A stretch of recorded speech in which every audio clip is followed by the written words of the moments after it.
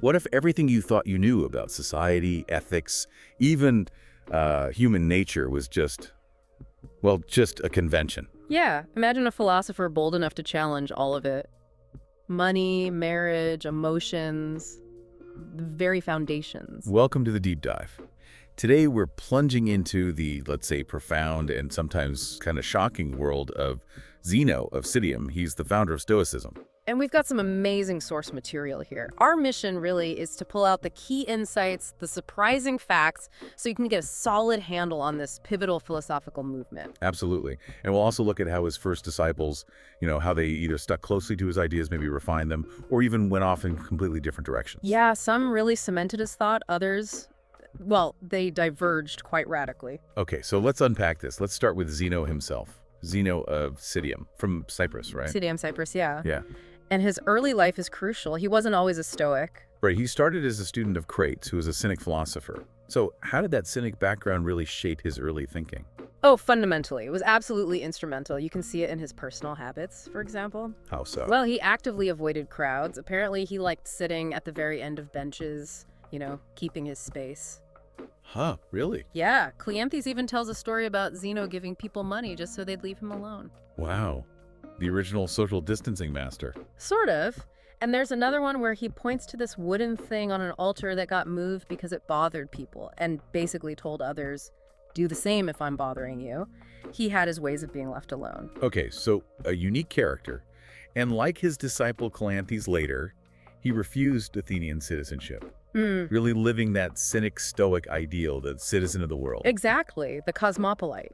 Now, Zeno wrote a lot, but tragically most of it's lost. We only have fragments, mentions by other writers. It's incredible how much is gone. Diogenes Laertius gives us a list of works, but even that's incomplete. Yet his Republic was apparently hugely influential.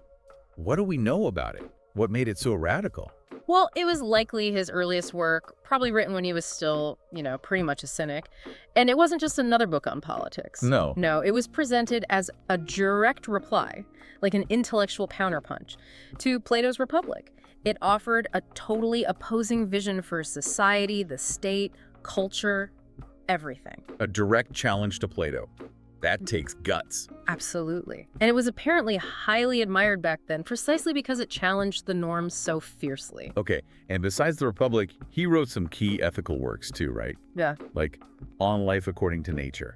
Yes, that one laid the groundwork for Stoic ethics, living in harmony with nature, with the cosmos. And On Passions. You mentioned he strongly opposed Aristotle there. He did. Aristotle aimed for moderation of passions, but Zeno wanted something much more extreme. We'll get into that.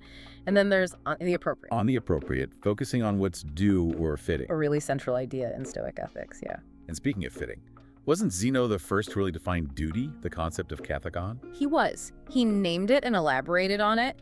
He defined it as an action you could solidly defend with reason. Defend with a reason. Okay. And he extended this even to plants and animals. That sounds unusual. It does, but it fits his worldview. Think of kathekon as the appropriate action for anything according to its nature. A plant growing towards the sun is doing its kathekon. An animal migrating. Same thing. So everything has its sort of natural, rational function within the cosmic order. Exactly. It provides a kind of blueprint for our own rational actions. Got it. Now, his writing style, known for being laconic. Yes, concise, straight to the point, unadorned but forceful. He had this comparison. Yeah. He compared good writing to Alexandrian silver coins, nice to look at, well-made, legal tender, but maybe not inherently more valuable. Okay, and he contrasted that with Athenian tetradrachmas. He said they were kind of rustically made, maybe technically incorrect, but often more substantial, more weighty. Interesting. So Yeah. Style versus substance. Kind of. And he also used that famous hand analogy for dialectic versus rhetoric. Right, the fist in the open palm. Yeah, a closed fist for dialectic, tight, concise argument. An open palm for rhetoric or eloquence, more expensive discourse. So he valued that tight, logical argument most. For getting at truth, yes. Dialectic was the path through rigorous, almost compressed reasoning. Rhetoric had its uses for communication, sure, but it could also muddy the waters. He liked the sharp logic of that closed fist. Makes sense. Okay, let's dive deeper into his core ideas. Metaphysics and physics first. He talked about two principles of reality. Right. God, the active principle, the maker, and matter, the passive principle, what gets made. And the crucial thing here, how do they relate? The key takeaway is that for Zeno, they weren't separate. Spirit and matter were two aspects of one single reality. It's a monistic view. Monistic meaning. Meaning God isn't some external creator, but the active intelligence or reason within matter itself, constantly shaping it, like the sculptor's hands being part of the clay they're working. Okay, so God is in everything, and the elements earth, water, air, fire. Just different states that this single matter takes on, always being moved and shaped by that active principle, God. Got it. And his view of the cosmos. He said the world is one, right? No empty space inside it, but a huge void outside. Correct. An infinite void outside, but the universe itself is packed full, a single entity. And he didn't just see it as matter. Yeah. He saw the universe itself as an animal endowed with soul, intelligent and rational. The whole cosmos as a single living, thinking being? Wow. What does that imply? Well, it implies parts of the world can feel that the universe isn't dead matter. It's alive, interconnected, driven by this single rational soul or principle. And that's the foundation for living according to nature, aligning with this cosmic intelligence. Precisely, living in harmony with this rational living universe. And he also had this idea of cosmic cycles, palingenesis. Yeah, the idea that the universe goes through cycles. It gets consumed by fire, the ekpyrosis or conflagration, and then everything is recreated exactly as it was before. Exactly. So like Socrates, Plato, you, me, we'd all exist again. Same friends, same conversations. That was the idea, eternal recurrence. Pretty mind-bending stuff. Definitely. And he even saw celestial bodies as intelligent. He did. He described the moon as an intelligent and wise fiery star, and the sun as an intelligent torch, fueled by evaporation from the sea. A very animate view of the cosmos. An incredible picture. But if the universe is this complex, rational being, how did Zeno think we could actually know anything about it? Let's talk epistemology. Okay, theory of knowledge. For Zeno, it starts with impressions from the outside world. Impulses, or images, Fantasia, imprinted on the soul. Like images hitting our senses. Right, but not all impressions are equal. Some are fuzzy, some are misleading, but when an impression is perfectly clear, accurate, and forceful, Yeah. when it grasps the object exactly as it is so you couldn't possibly be mistaken, that becomes comprehension, cataleptica fantasia. So like the difference between a blurry photo and a perfectly sharp, undeniable one in your mind. Exactly. And that clear, undeniable comprehension was, for Zeno, the bedrock of real knowledge, of science. Which leads to his view on opinion, right? He wasn't a fan. Not at all. He famously said the wise person does not emit opinions. True wisdom excludes error, doubt, suspicion. It requires that firm, cataleptic grasp, no room for mere guesswork. A very high bar for knowledge. Okay, let's get to the heart of it. Ethics.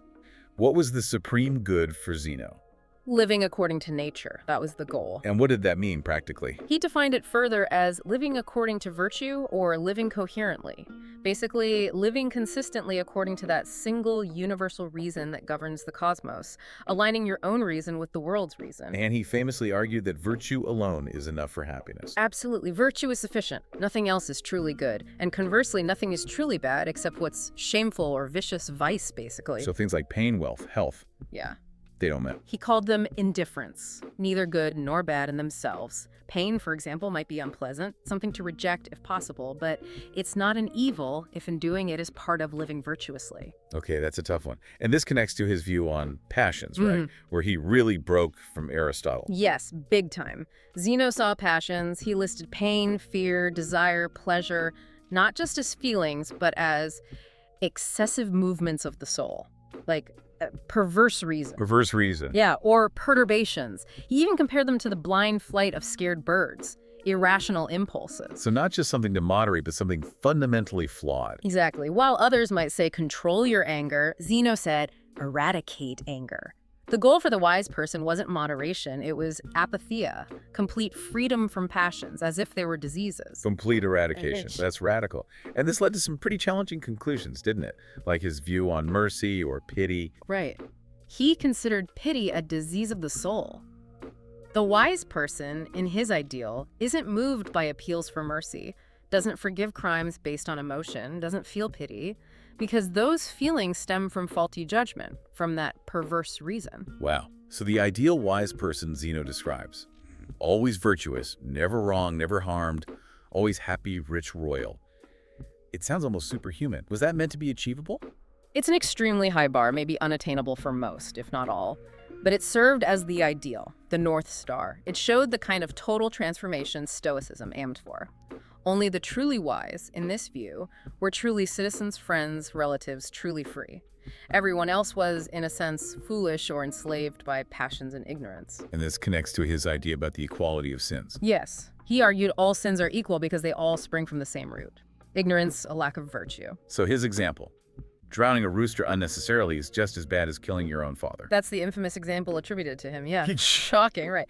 But the point wasn't that the consequences are the same. Well, that's the point then. The point was that the underlying moral failure, the deviation from reason, the state of vice, is the same in both cases. Any act contrary to virtue is a complete failure, regardless of scale. Okay, I see the logic, even if it's stark. But if the ideal is so high, how did Zeno suggest people could track their progress towards it?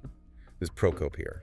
Interestingly, he suggested looking at your dreams. Dreams, really? Yeah. If you find yourself not doing shameful or absurd things even in your dreams, it's a sign that reason is starting to calm even the imaginative and emotional parts of your soul, the parts less under conscious control. Fascinating. Okay, so Zeno wasn't just about individual minds. His Republic laid out a vision for society. Let's talk about those controversial ideas. Oh, definitely controversial. Remember, this was likely his early, more cynic-influenced work. He proposed things like, well, a community of women among the wise. Similar to Plato's idea, but maybe more libertarian, you said. Seemingly so, yeah. And he also apparently argued men and women should wear the same clothes. Okay. And that no part of the body should be covered. Complete nudity. Right. Challenging conventions head on. What about religion? No temples, no statues or images of gods. He felt no human creation was worthy. True worship was living virtuously in tune with that natural universal divinity. And economics. No coined money for exchange or travel. Seems he advocated a kind of communism of goods, reflecting that cynic contempt for wealth. No money, no temples. Yeah. What else did he want to get rid of? Tribunals, gymnasiums. Basically stripping society down to something much simpler, more natural. And he even questioned basic taboos, right? Like eating human flesh. Yes. Echoing the cynics again, he apparently saw the prohibition against cannibalism as just a convention, not a natural law. Wow. And other sexual conventions, too. Similarly, things like pederasty or incest, he reportedly viewed them as conventional rules, not inherently wrong according to nature itself. Okay, that's extremely radical, even for philosophical thought experiments. But he did see a positive role for eros, or love. Yes, but not necessarily in the physical sense we might assume. He saw Eros as the god of friendship and freedom, crucial for harmony and the safety of the state. It was about connection and concord among the wise. So a truly revolutionary, sometimes shocking founder. Let's move to his successor, Cleanthes of Assos. He's seen as more of a consolidator, right? Very much so.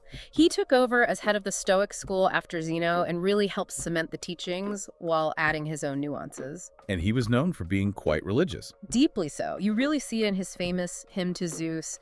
It's this beautiful prayer that basically equates God, Zeus, with nature, with the rational order of the universe. And he thought poetry could convey these ideas better than prose. He did. He felt that poetry and music could express divine truths more effectively than, as he put it, naked philosophical prose. He used an analogy. What was that? Like breath makes a clearer, louder sound when it goes through a trumpet. Verse makes ideas sharper and more impactful. Nice analogy. And he upheld Zeno's core physics. God as the soul of the world. Yes, God as the soul and reason governing the world. He also affirmed the idea of the cosmic conflagration, the universe periodically transforming into pure fire. And he introduced a new concept, didn't he? Tonos, or tension. Yes, tonos. It's a key concept. Think of it as the inherent elastic force or tension within reality itself. Okay. It's this continuous movement of contraction and expansion within that single divine substance. It's what holds things together, gives them form, drives the cycles of the universe. It's the dynamic principle of cosmic order. So it's like the universe's internal energy or life force. Kind of, yeah. And related to this, Cleanthes strongly argued the soul is corporeal, physical, not immaterial. How do you argue that? With a neat syllogism, basically. The soul feels what the body feels, like pain, and the body shows what the soul feels, like blushing with shame. If they interact and affect each other so directly they must be of the same stuff, They must both be physical, corporeal. That's clever. So thoughts and feelings are physical. For Cleanthes, yes. They're part of this material, interconnected cosmos governed by tonos. He also believed kids inherit soul qualities from parents, which again suggests a physical basis. Okay, so Cleanthes built on Zeno's physics. What about his ethics? Did he stick close to the founder? Very closely. Like Zeno, virtue was the only good. He had this argument. If pleasure was the real goal, why would nature give us intelligence? Intelligence often leads us away from simple pleasure towards harder, virtuous choices. So intelligence would be a cosmic mistake if pleasure was the point. Exactly. Pleasure, he said, is contrary to nature. Maybe a nice side effect sometimes, an ornament, but definitely not the true good. And like Zeno, he believed virtue could be taught. Yes, following that Socratic idea of virtue as a kind of knowledge. If it's knowledge, it can be learned. And once you have it, can you lose it? Cleanthes thought no. Once virtue is truly acquired by the sage, it's permanent. It becomes part of their very being, ingrained. And emotions. Did he share Zeno's hard line? He did. He saw sadness, for instance, as a paralysis of the soul. He stressed that just wanting not to do bad things isn't enough. You have to use reason to completely root out the perverse desires themselves. So, very much in line with Zeno. And he also shared those unconventional views on things like cannibalism and homosexuality being mere conventions. Yes. The sources suggest he held similar views, seeing them as indifferent practices not inherently wrong by nature. Okay, so Cleanthes was the loyal successor. But not everyone followed Zeno so closely. Let's talk about Ariston of Chios. He's known as a radical dissenter, right? Oh, absolutely. He studied with Zeno, but took the idea of indifference way further. How so? Zeno already said things like health and wealth were indifferent. Right, but Zeno allowed for some preferred indifference, like health over sickness, and rejected indifference, like sickness over health.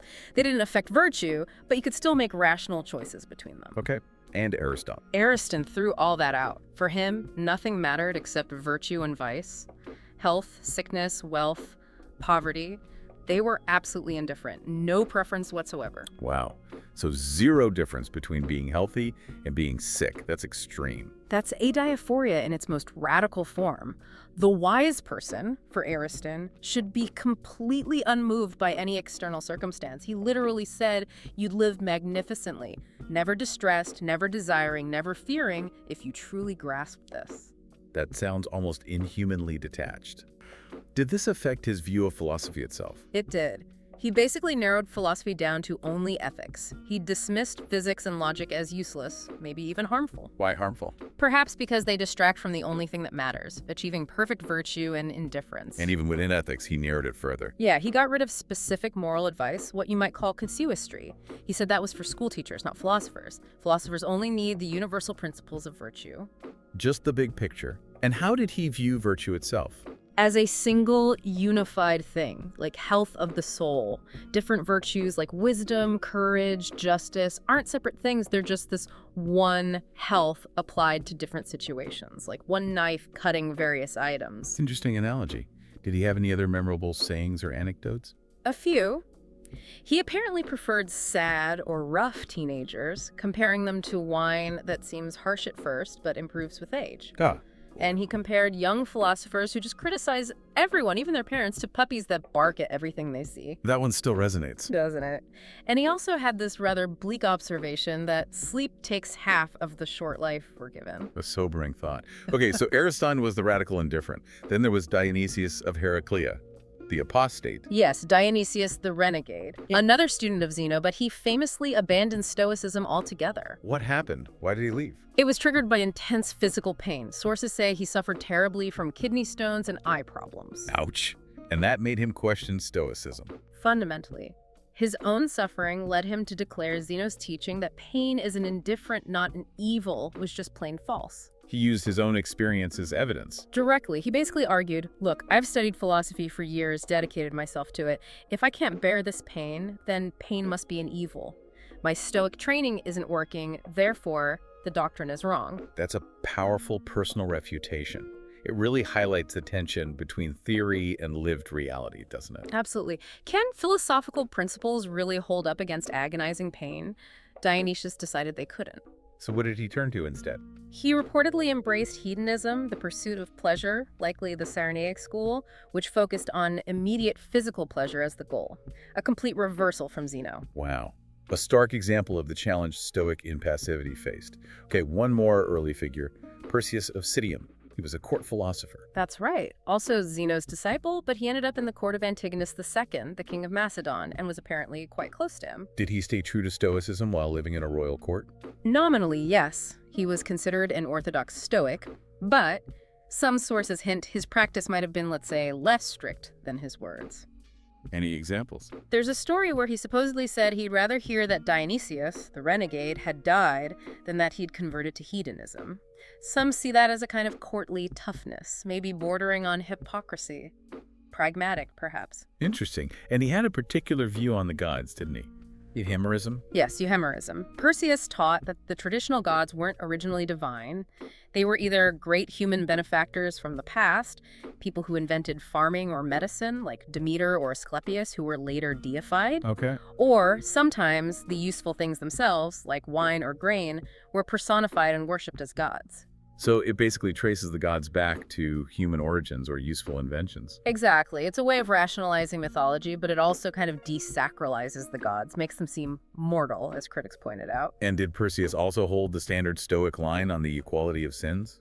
Yes, the sources confirm he subscribed to that doctrine as well. All failures in virtue are equal failures. Okay, so quite a spectrum there. We've gone from Zeno's radical foundations Through Cleanthes' loyal development, to Ariston's extreme indifference, Dionysius's painful rejection. and Perseus's perhaps more pragmatic, courtly Stoicism. It's quite a journey through the early days of the school. So why does delving into these specific figures and their sometimes odd ideas matter for you listening today? Well, because these early Stoics were wrestling with questions that are still incredibly relevant.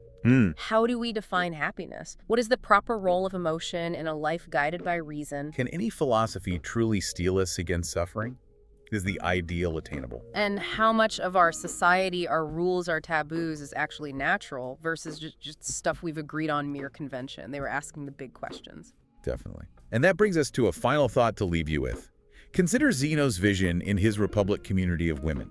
No money, nudity, questioning taboos like cannibalism. It seems so at odds, in some ways, with his highly rigorous rational ethics focused on virtue. Yeah, there's a real tension there, isn't there? The strict inner discipline versus the utterly unconventional, almost anarchic social vision. So what does that tension between the demanding internal ethics and the shocking external proposals tell us about how philosophical ideals actually translate, or maybe don't translate, into practical social and political life, even now?